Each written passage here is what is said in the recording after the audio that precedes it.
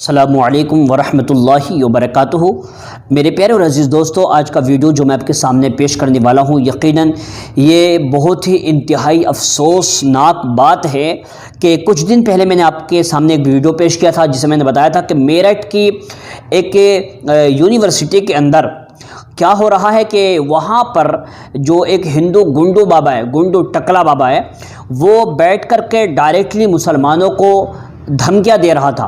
और अब उस वीडियो को अपलोड किए गालिबन मेरे हिसाब से 10 या 11-12 दिन हो चुके हैं। उसको अब तक 1 लाख के करीब लोगों ने देख भी लिया है, मगर अफसोस ये है कि अभी तक उसके बारे में ना तो किसी मौलवी ने बात की है और ना ही इसके बारे में किसी सियासी लीडर ने बात की जो मुसलमानों के लीडर बनने की कोशिश करते हैं। तमाम के तमाम लोग खामोश हैं, डरे हुए हैं। उसकी वजह क्या है मुझे तो अभी तक समझ में नहीं आ रहा।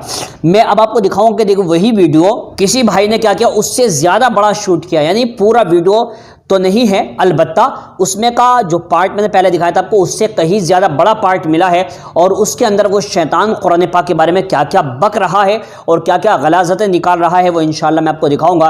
लेकिन सबसे ज़्यादा अफसोसनाक बात यह है कि इतनी बड़ी बात और गवर्नमेंट अभी तक जो है वो इस पर कोई एक्शन नहीं ले रही है। अगर एक बंदा कोई भी मुसलमान हो, अगर वो कोई ऐसा वीडियो बना दे, या फिर कोई सिख हो या फिर कोई दलित हो, अगर कोई ऐसा वीडियो बना देता तो पुलिस जो है वो किसी के एफआईआर दर्ज होने की भी गुंजाइश नहीं रखती, वो फौरन जाकर के उसको अरेस्ट कर लेती है। ये वीडियो तकरीबन कई दिनों से सर्कुलेट हो रहा है लेकिन अभी तक किसी ने उस पर कोई एक्शन नहीं लिया, पुलिस ने कोई गिरफ्तारी नहीं की है और उस गुंडों से बुलाकर ये नहीं पूछा गया कि तू यहां से मुसलमानों को जो भगाने की बात कर रहा है आखिर तुझे किसने ये अथॉरिटी दी है, किसने तुझे जिम्मेदारी दी है और कौन है जो तेरे पीछे काम कर रहा है, कौन सा संगठन है जो काम कर रहा है जिसकी वजह से तू मुसलमानों को यहां से निकालने की बात कर रहा है।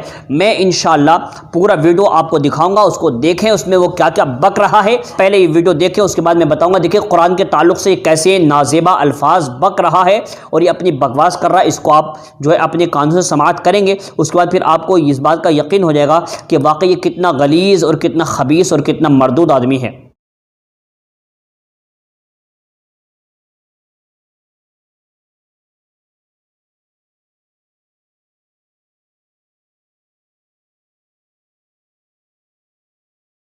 मेरठ में हिंदू रहनुमा आनंद स्वरूप ने हिंदुओं को मुसलमानों के खिलाफ उकसाया, मुसलमानों की घर वापसी के लिए इक्तिसादी और समाजी बाइकॉट की हिंदुओं से की अपील, मुसलमानों को हिंदू राष्ट्र निर्माण में बताया खतरा।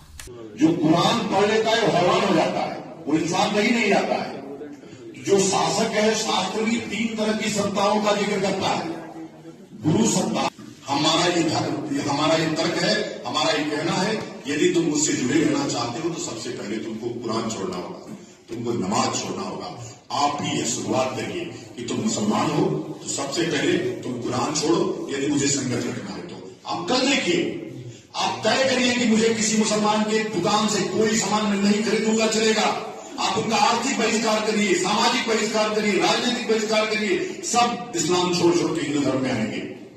और जो बचा गुजर रहेगा 4 साल बाद जब हिंदू राष्ट्र बनेगा तो हिंदू राष्ट्र में रहने वाला व्यक्ति केवल अधिकार, मतदान का अधिकार केवल हिंदुओं को होगा।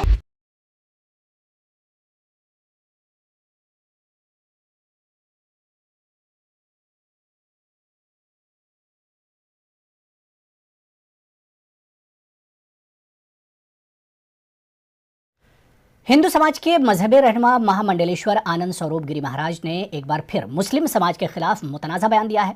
आनंद स्वरूप महाराज ने मेरठ में मुनक्किदा हिंदू पंचायत के मंच से खिताब करते हुए इस्लाम को खुलकर निशाना बनाया और मुसलमानों की घर वापसी के लिए मुसलमानों का समाजी और इक्तिसादी बाइकॉट करने की हिंदुओं से अपील की।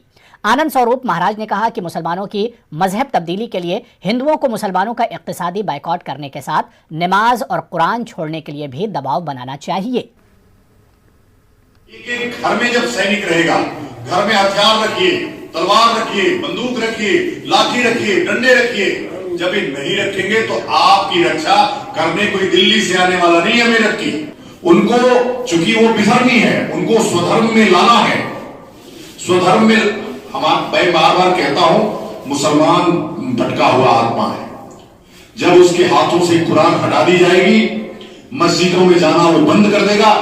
मेरे पास ऐसे 1 लाख मुसलमानों की फौज है जो नमाज नहीं पढ़ते हैं, जो कुरान नहीं पढ़ते हैं, जो इस्लाम को नहीं मानते, मंदिर जाते हैं। इस वीडियो के अंदर ये शैतान गुंडो और टकला आदमी कह रहा है कि जो भी कुरान पढ़ता है वो शैतान बन जाता है। अस्तगफिरुल्लाह रब्बी मिन कुल्लि ज़ंबि व अतूबु इलैह। इससे कहो कि शैतान हम नहीं बल्कि शैतान तू है, इसलिए कि तू करता है ये सारे काम, और जो भी ये काम करता है वो शैतान है। बल्कि कुरान पढ़ने वाला तो इंसान बन जाता है। तुम जैसे लोग शैतान हो जो इस धरती पर और हमारे हिंदुस्तान में आग लगाने की कोशिश कर रहे हो, आपस में इख्तिलाफ पैदा करने की कोशिश कर रहे हो, और एक हिंदुस्तानी को दूसरे हिंदुस्तानी से डिवाइड करने, जुदा करने की बात कर रहे हो। उसकी वजह यह है कि ये लोग अंग्रेजों से सीख चुके हैं कि डिवाइड एंड रूल, पहले डिवाइड करो फिर रूल करो, हुकूमत करो, ये इनका मसला चल रहा है। ये तो वो बेवकूफ़ और जाहिल और ये ऐसे टकले लोग हैं जिन्होंने हज़रत औरंगज़ेब आलमगीर, जिन्होंने तकरीबन जो है 50 साल हुकूमत की, और मुसलमानों ने यहाँ पर जो है 1000 साल तकरीबन हुकूमत की है मेरे भाई। लेकिन जो आज ये गंदी राजनीति कर रहे हैं, ऐसी गंदी राजनीति इससे पहले कभी नहीं हुई है। हज़रत औरंगज़ेब यहाँ रहे, आपका इंसाफ इतना ज़्यादा हिंदुस्तान के अंदर मशहूर है, लेकिन जिनके दिल में बुग़्ज़ है, कीना है, हसद है, वो लोग ऐसी बातें करते हैं कि हज़रत औरंगज़ेब ने जुल्म किया था, ये किया था, वो किया था। लेकिन आज भी जो हकीकत पसंद लोग हैं वो जानते हैं कि हज़रत औरंगज़ेब आलमगीर रहमतुल्लाहि तआला अलैह ने किसी पर कोई जुल्म नहीं किया, बल्कि आपने जो इंसाफ किया, शकुंतला उसकी ज़िंदा मिसाल है। ये तो वो जालिम लोग हैं जिन लोगों ने हज़रत टीपू सुल्तान रहमतुल्लाहि तआला अलैह को नहीं छोड़ा, जिन्होंने अंग्रेज़ों से हिंदुस्तान की कितनी हिफाजत की और अंग्रेज़ों को चने चबाए, लेकिन उसके बावजूद इन जालिमों ने उनका भी नाम बदनाम कर दिया। और धीरे धीरे ये लोग क्या कर रहे हैं, एक के बाद एक जो मुस्लिम शासक गुजरे हैं उन पर झूठे इल्ज़ाम लगाते हैं, फिर जो हिस्ट्री है उसको चेंज कर डालते हैं ताकि मुसलमानों के लिए जो गैर मुस्लिम उनके दिल में नफरत पैदा की जा सके कि इन लोगों ने ऐसा किया था, मंदिर तोड़े थे। हालांकि ये बात बिल्कुल पक्के तरीके से मैं आपको कई बार बता चुका हूं कि मुसलमान जो है वो किसी की इबादतगाह को नहीं तोड़ता, और जो तोड़ता है वो मुसलमान हो ही नहीं सकता। ये बात मैं आपको बारहा बता चुका हूं। अब मैंने जो वीडियो आपको दिखाया था, इसको देख करके आप हैरान हो जाएंगे कि इतना बड़ा मसला चल रहा है हमारे इंडिया के अंदर, लेकिन सारे उलमा भी खामोश हैं, सारे मुफ्तियान किराम खामोश हैं, सारे के सारे जो अहले तरीक़त हैं वो खामोश हैं, और जो हमारे सियासी लीडर हैं वो तो अपने मफाद के लिए आपके पास 5 साल में एक बार आएंगे, वोट लेंगे, उसके बाद यहाँ से रफू चक्कर हो जाएंगे। अब हमें खुद अपनी हिफाजत करनी है, लिहाजा इसके लिए हमें कोई ना कोई लाही अमल तैयार करना ही होगा, और हमें अपने बच्चों को भी क्या है दीनी तालीम से आरास्ता करना होगा, दुनियावी तालीम से आरास्ता करना होगा, ताकि इन जालिमों का मुकाबला कर सके। वरना इन लोगों ने प्लानिंग तो कर ली है पूरी कि किस तरीके से मुसलमानों को तकलीफ पहुंचाएंगे और किस तरीके से मुसलमानों के साथ में बिहेव करने वाले। 2021 के अंदर ये वीडियो हर जगह शेयर करें। अस्सलामु अलैकुम व रहमतुल्लाहि व बरकातहू।